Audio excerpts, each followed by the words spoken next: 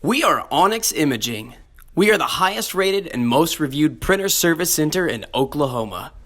Hi, my name is John with Onyx Imaging, and today we're going to take a look at this HP M475 printer, and we're going to show you how to manually set your IP address.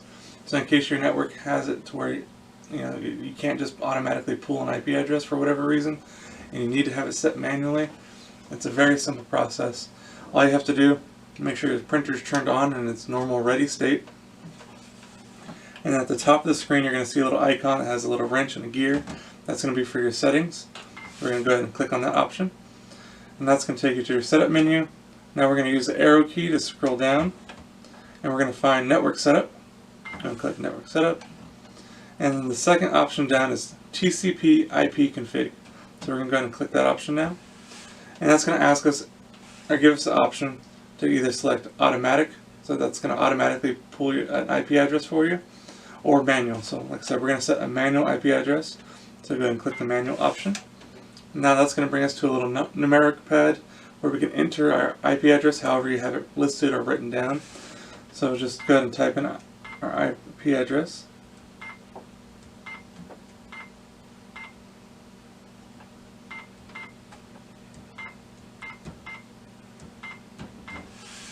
Now it's going to bring up a screen and it's going to ask us to confirm.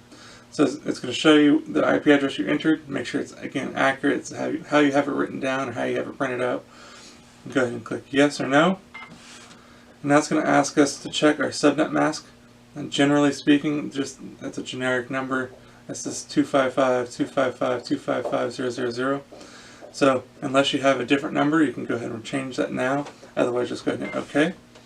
Again, it's going to ask you to confirm that's correct. And now it's going to ask you for your default gateway.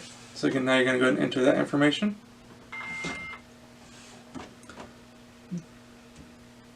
So make sure your default is set correctly.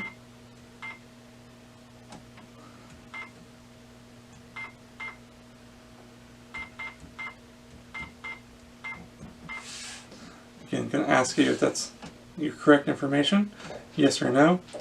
Go ahead and select what you need to, or you can click yes once you know it's accurate, and you're done. You've now successfully manually set your IP address for the printer, and you shouldn't have any problems hooking up to your network. If you have any questions or concerns, please feel free to reach out to Onyx. We'll help answer this for you.